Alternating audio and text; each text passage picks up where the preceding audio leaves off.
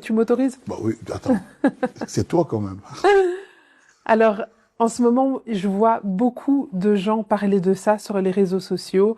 Il devait y avoir une réconciliation entre toi et un certain artiste à cet anniversaire du président. Et beaucoup de gens disent que cette réconciliation ne s'est pas faite. Vous deviez chanter une chanson ensemble. Est-ce que tu peux nous raconter clairement ce qui s'est passé? On aimerait avoir ta version des faits. La chanson, on a chanté ensemble et on a très bien chanté. Et Pucha, on a bien chanté. Que celui qui veut pose à la question à celui dont tu parles, à celui auquel tu fais allusion. Si oui ou non, on a chanté. On a chanté. Et Pucha, le président a aimé. Le président avec ses invités ont applaudi, ont dansé. On a vraiment bien chanté. À un moment donné même, j'ai harmonisé ma voix avec la sienne. C'était vraiment bien. Mais on ne pouvait pas interpréter la chanson du début à la fin parce que pendant 3 minutes, je chante seul. Je n'ai jamais voulu que lui reste debout. J'ai quand même de la considération et reste debout à ne rien faire. Donc j'ai commencé la chanson un peu au milieu pour que la partie où il chante arrive un peu plus vite. C'est ce qui a été fait. Il a bien chanté, très bien chanté. Moi aussi, je me suis débrouillé, j'ai chanté. Donc il n'y a vraiment aucun souci. Alors j'aimerais dire aux gens, il faut pas qu'on laisse une aussi grande place au mensonge. Il faut pas qu'on vous répète ce qu'on n'a pas vu. Parce que ceux qui parlent le plus, c'est ceux qui n'ont pas vu ce dont ils parlent. Donc, je vous le dis, moi j'étais là et je mets quiconque à défi. Nous avons chanté Epucha. Nous avons même aussi chanté Happy Birthday pour le président. Il a chanté. Et puis Cindy aussi a chanté. Nous étions tous les enfants du Père de la Nation. Et puis à la fin, moi aussi j'ai chanté Happy Birthday. D'ailleurs, j'avais commencé, puis je me suis arrêté quand il est venu sur scène. Donc il a chanté Happy Birthday, très bien. Cindy aussi a chanté. Et puis moi je chantais. Donc on a chanté, qu'on ne vous dise pas le contraire. On a chanté, le président a apprécié. Moi j'ai vu le président, son épouse, la première dame du pays, Maman Denise Nyakero, avec ses invités, Madame la Première ministre, et tous les invités qui ont applaudi, ils ont dansé. Donc, sur ce plan, il n'y a absolument aucun souci, qu'on ne vous raconte pas. Midi à 14h, on a chanté. Mais pourquoi tant de polémiques? Est-ce qu'il y a eu quand même des petits incidents, des choses qui se sont pas passées comme prévu? Parce que forcément, si on dit toujours qu'il n'y a pas de fumée sans feu. Ah si, au Congo, oui. Au Congo, il y a de la fumée. Au Congo, chez nous, les Congolais, il y a beaucoup de feu sans fumée. Ou plutôt, il y a beaucoup de fumée sans feu. Voilà. Au Congo, oui. Ça, j'ai déjà eu à le dire. C'est pour ça que j'ai dit un jour, Lokuta, il y a qu'un ascenseur rapidement et la vérité, il y a qu'un escalier malé. C'est pas pour rien que je l'avais dit, parce que le mensonge va vite, circule énormément et ça arrange certaines personnes. Et puis la vérité finit quand même toujours par arriver. Donc, je le redis, oui, on a chanté Epucha, qu'on pose la question à quiconque qui était sur scène, les musiciens du quartier latin, on a chanté, le président, son excellence, qui me permettent de l'évoquer, il était là, il a dansé sur la chanson, il a apprécié, il avait applaudi. Donc voilà, donc on ne vous dise pas qu'on n'a pas chanté, si on avait chanté. Mais tu peux nous raconter un petit peu comment s'est passée la soirée? Donc là, tu confirmes en effet que vous avez chanté. Je peux pas mais raconter un petit peu. La soirée du président. Mais pas toute la soirée du président, mais cette scène, comment ça s'est passé? Comment est-ce qu'il est arrivé sur scène? Je vais raconter à ma façon. Hein. D'accord. Je sais pas si ce sera avec ou sans filtre, mais je vais raconter. Sans filtre, on préfère. Moi, le plus important est que ce que je dis soit vrai et avéré. Donc, il y avait la première partie, l'orchestre Victime a chanté beaucoup de chansons. Moi, j'étais quelque part assis aussi à table, j'attendais parce qu'il y avait 2 groupes à chanter.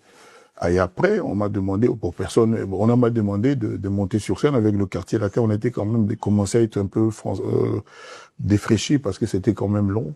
La partie là, mais on a monté, on a chanté, puis on est venu me dire par le protocole que je devais appeler l'autre artiste pour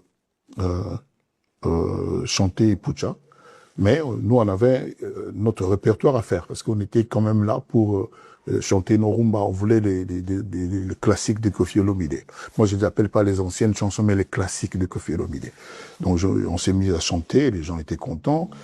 Et puis, à un moment donné, pour la 2e fois, quelqu'un est venu à mon oreille, me dit qu'il fallait que je l'invite sur scène. Après le gâteau, la cérémonie du gâteau, c'était quand même une soirée d'anniversaire magnifique. Le décor était incroyable, éblouissant. Je pense que ça, c'est la touche de maman Denise elle-même. Je la félicite pour ça. On m'a demandé de l'appeler. Et quand le gâteau est fini, le président est reparti s'asseoir avec son épouse, avec ses invités.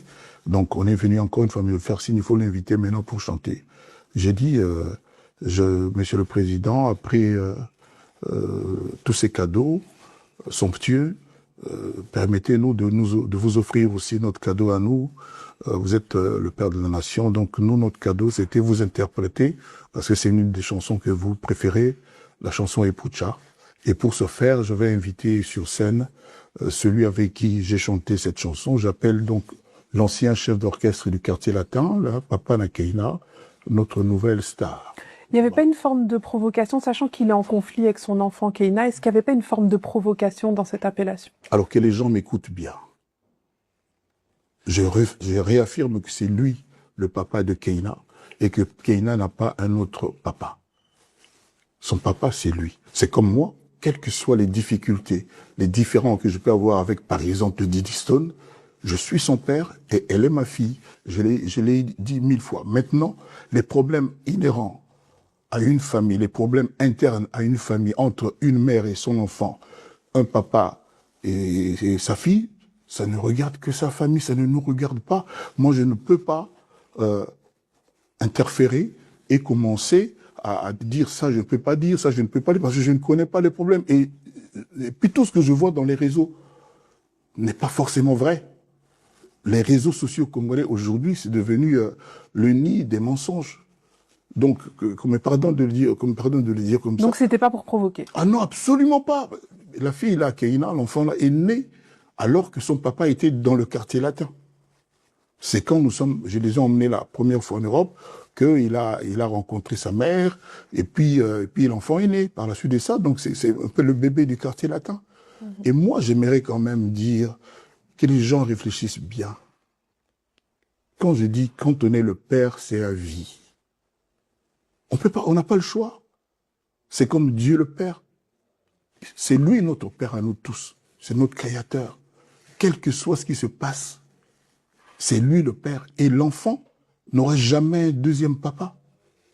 À moins que la maman lui dise quelque chose, mais que je sache, c'est lui le Père. Si j'ai un avis à donner, je ne dis pas conseil. Le Père ne devrait pas s'offusquer à ce qu'on dise « papa n'a ». Parce que c'est lui le Père. Les problèmes maintenant qu'il y a, moi je peux comprendre, ça ne regarde personne en dehors de la famille.